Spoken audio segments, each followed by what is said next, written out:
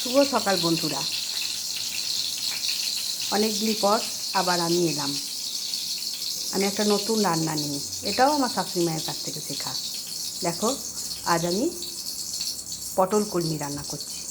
প্রথমেই বলে নিই কী কী লাগবে। ছোটো ছোটো করে কেটে রাখা পটল নুন হলুদ মাখিয়ে রেখে দিয়েছি।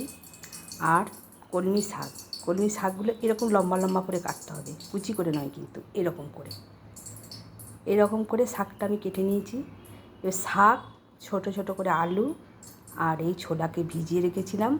এই ছোলা ভিজে, অল্প ছোলা ভিজে, 2টি আলু, পরিমাণ মতো একটু শাক, আর এটা হচ্ছে সামান্য পরিমাণ আদা, জিরা আর হলুদ বাটা দিয়ে আমি একসাথে, আর লবণ দিয়েছি এর সাথে অল্প, সব একসাথে আমি কুকারে একটা সিটি দিয়ে নিয়েছি।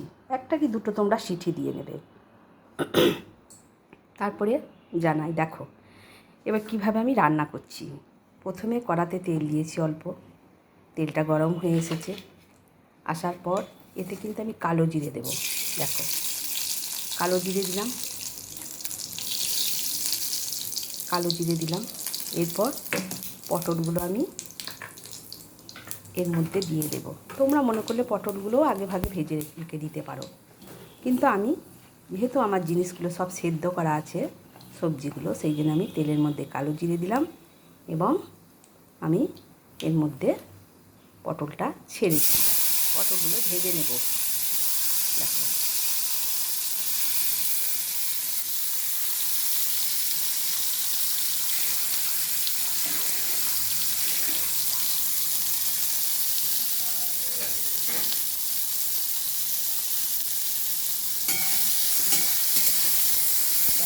পটলগুলো আমি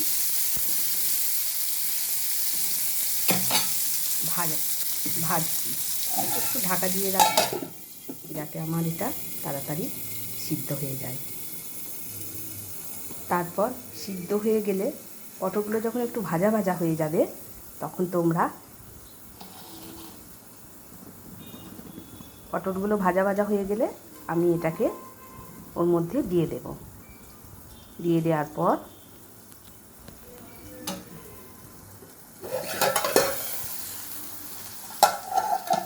দেখো, এখনও ভাজা চলছে। পটলটা একটু ভাজা ভাজা হতে হবে, একটু লাল রং হয়ে, যেমন পটল ভাজি আমি সেরকমই পটল ভাজবো। পটলটা ভাজা হয়ে গেলে ওই সেদ্ধ করা সবজিটা আমি এর উপর দিয়ে দেবো, দিয়ে আমি নাড়তে থাকবো। দেখো, এখন আমি পটলটাই ভাজছি। বহুত গরম পড়েছে, গরমকালে এই সবজিটা খুবই ভালো লাগে। যেহেতু পটলটা গরমের সবজি, তো সেই হিসেবে পটলটা বেশ ভালোই লাগে। পটল তো আমরা সবজি করে খাই, তরকারি করে রান্না করে খাই, পটলের দরমা, পটলের দই পটল, আমরা বিভিন্ন রকম করে খাই, কিন্তু এটা একটা অন্য রকম। এটা আমার শাশুড়ি মার কাছ থেকে শেখা। তোমাদেরকে আগের ভিডিওতেও বলেছিলাম যে আমার শাশুড়ি মায়ের 91 বছর বয়স, ওনার কাছে অনেক কিছু শিখেছি। দেখো, পটলটা আমার ভাজা ভাজা হয়ে এসেছে,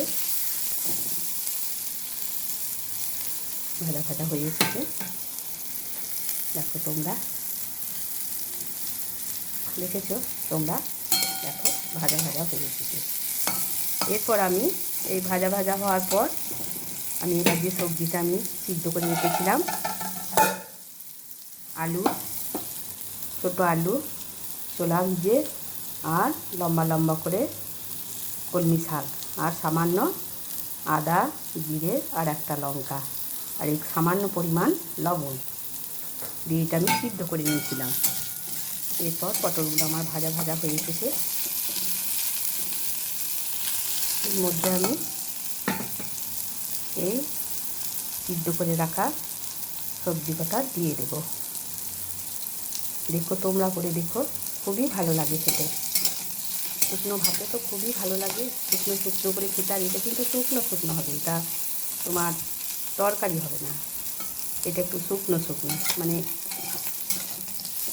বেশ ভালোই লাগবে খেতে। আমার তো খুব ভালোই লাগে, আমাদের বাড়ির সকলেই পছন্দ করে। দেখো, পটলটা ভাজা ভাজা হয়ে এসছে। এরপর আমি সবজিটার মধ্যে ঢেলে দিলাম।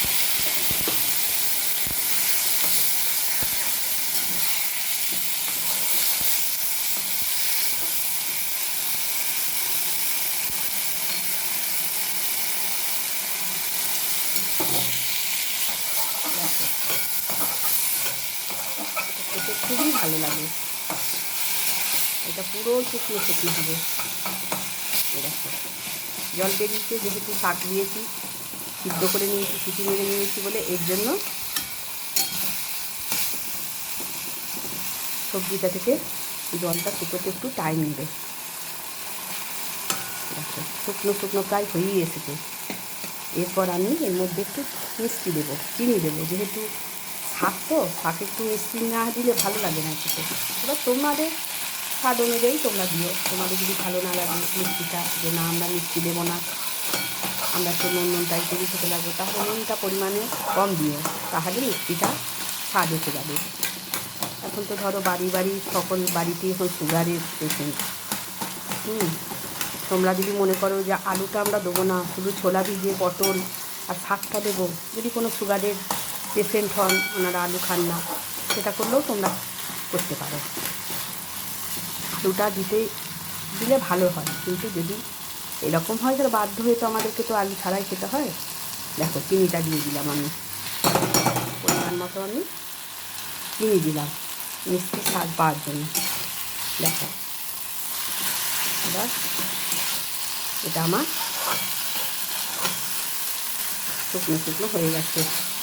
এটা আমি এবার নামিয়ে নেব। দেখো, একটু আলুগুলো এরকম করে কেটে নিলে তাহলে দেখবে ভালো লাগবে। কেমন হলো তোমরাও রান্না করে দেখো, খুবই ভালো লাগবে। টাটা বন্ধুরা, ভালো থেকো।